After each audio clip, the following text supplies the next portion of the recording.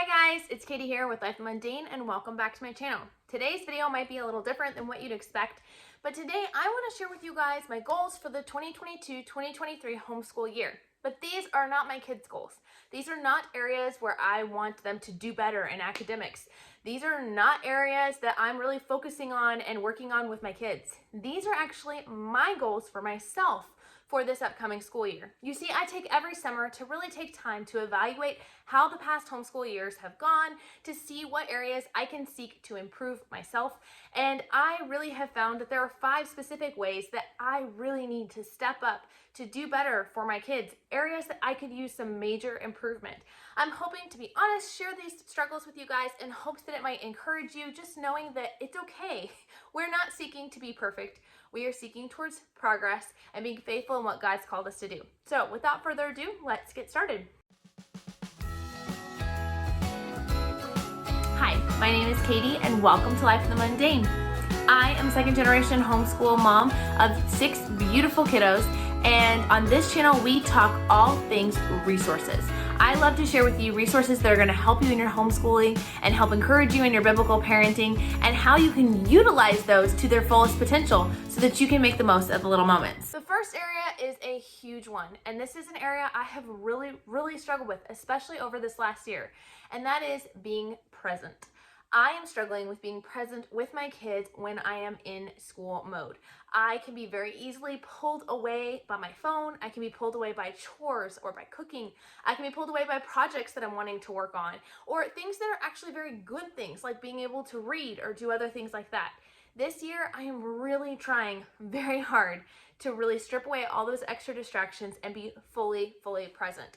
I have taken some steps in the past that have worked, but not enough, honestly. This year, I am fully setting aside my phone from the time we start school to the time we are done, putting it completely out of sight, out of mind, so that I can be fully present.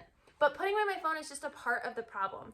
The other part is that when I am in school mode, I can easily let my mind wander. I can tend to be very distracted and not be actually in the moment. So I'm really seeking this year to set aside and make school only school, not getting distracted by any of these other projects. They can wait. And frankly, when I give all my attention to school and to my kids, we get done sooner. And I'm able, when I'm giving full attention to my friends or to my projects or to my cleaning, I'm able to get those things done better as well. So I'm really seeking to grow in that area this year. The second thing is having more structure. Now, I know that homeschooling, one of the beauties of homeschooling is the flexibility and the freedom that it offers. And I don't want to take that away from anybody. Please do not hear me in saying that these goals need to be your goals, but this is areas where I see improvement needed. And the area of structure is more so as my kids get older. I have 2 that are going to be in 7th grade. I have 1 who is entering middle school for the first time as a 6th grader, and then just managing 6 homeschool kids at one time, making sure I give everybody the attention they need, the focus they need. And I realize this is going to require a little bit more structure. There are years that we've been able to just kind of go with the flow and wake up whenever and start school, somewhere between 8 and 10. And there's nothing wrong with that. But this year, just certain circumstances and the life position that we are in dictates that we need more structure, and that's okay. It's part of growing, it's part of learning, it's part of getting older, and it's part of preparing my kids for the future, for the workforce, for expectations outside of the home as they go into the real world.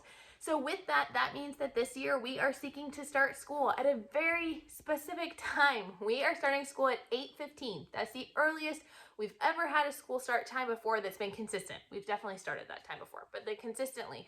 This requires a lot of discipline on my part, a lot of structure on my part to make sure that I have my things done, as well as encouraging them and keeping them on task as well. This is going to be a big change, but I think it's going to be much needed. It's going to be good. It's going to help us stay focused on school because it's not blending into all hours of the day. It's starting early, it's starting on time, and then we're able to give it our full attention. The third thing is more accountability. I feel like I really fell down on this last year.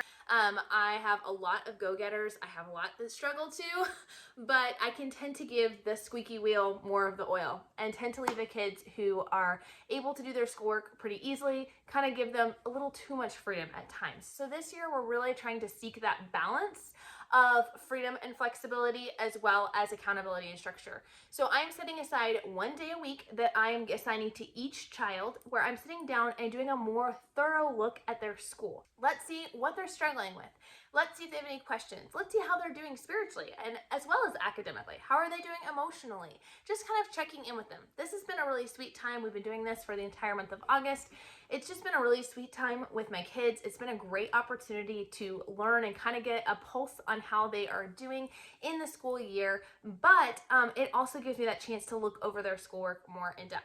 Now, I do have daily check-ins with my kids. There are specific things we check over every single day, and obviously I'm very involved in all of their schoolwork, especially the three littles who have most of their stuff is done one-on-one with me. I still set aside that weekly check-in though, just again to check on how they're doing, to see if they have any questions or if there's any ways we can improve.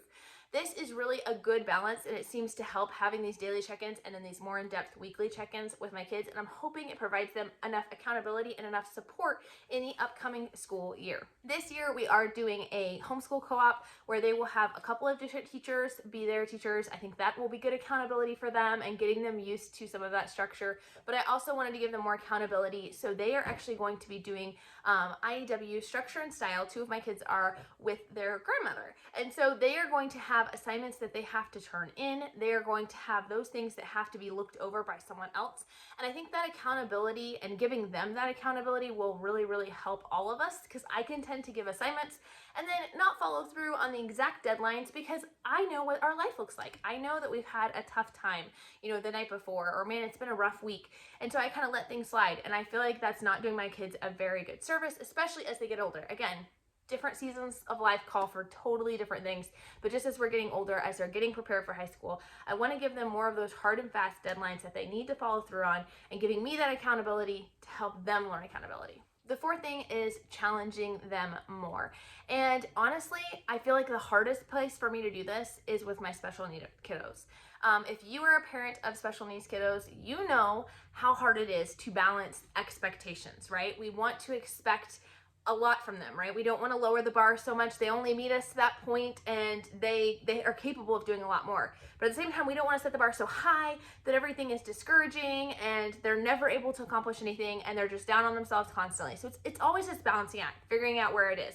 And I feel like my bar is not way low for them, but it's not high enough. It needs to be adjusted. And especially when it comes to areas like handwriting, I'm not looking for perfection. We always say in our house, we're looking for progress, not perfection. I am not looking for them to have the most beautiful handwriting in the world. However, there are a lot of reversals that are still happening with several of my older kids when it comes to letters and numbers. Part of that has to do with dyslexia and other special needs things, but I realize that just because it's a struggle doesn't mean I can't hold them to that higher standard. Doesn't mean I can't gently and nicely go, you know what, that looks amazing. I love that sentence. You did a great job with that. Oh, but I noticed your B and your D are flipped. Can we erase that and try that again? In earlier years, I honestly felt like everything was such a challenge in school, and I didn't want to be that mom that nitpicked over everything and didn't want to be discouraging to my kids. And I still don't want to be discouraging to my kids, but I do feel like they are older, and I really wish I would have kind of nitpicked a little bit more on some of those things, because now they're definitely strong habits. And it's a challenge. It's more of a challenge to correct them. But I can't go back and change the past. I can just change from here on out. And so I really want to give more accountability when it comes to doing better in those areas. This also goes for chores too. I know that's not officially part of our school day, but it is a big part of what helps our house to function. I feel like we've always had chores. We have always, kids have had different responsibility as well as myself, but I have not done a good job inspecting everything I expect. And that is not fair to my kids, because they sometimes will do a task, whether it's in school or they'll do it at home with chores. And sometimes I check it and I'm very particular, and other times I just kind of like let it go, and it's not fair to them. So I really want to inspect what I expect. I want to kind of push them just that next level. And that really brings us to number 5, that I need to be better communicating my expectations. When it comes to school, when it comes to specific tasks, whether it's chores or any other task within our day, I feel like I'm not always doing the best at communicating exactly what I expect. We are going to be using checklists again this year. That really helped us last year. But I also want to kind of give expectations laid out for each individual subject as well. What are my expectations when we're sitting for a morning menu time? What does that look like? How do I expect you to act? There are some areas where I allow more wiggling than others. There are more areas where I expect them to sit still and listen very attentively. And I just feel like I haven't maybe communicated that as well as I think I have, and it's causing some frustration and friction. Honestly, guys, these are just a few of the areas that I could need help in. And frankly, I have struggled with my own fair share of mom guilt and just beating myself up for the mistakes I've made in the past. But I know that that really isn't productive. It's not helpful. And really, it's good for us to take those times to evaluate, to look at the struggles that we are dealing with, to see what we can do further. This has come with lots of prayer, and I definitely recommend, if you are considering goals for yourself for this year, that you really take the time to pray about it, to reflect over the past, to pray about the future, and let God lead you in that way. I hope this video has been helpful. Be sure to subscribe, stick around, because next week I'm going to be talking about our homeschool morning menus, sharing with you guys a whole bunch of free printables that you guys are gonna love, and have some fun tips coming up here this Saturday, all about how to help your kids with ADHD. A few tips and tricks that you can use to help them focus better and get their school done, keep that love of learning going, and working with the way God designed them to be. We'll talk to you guys later. Bye.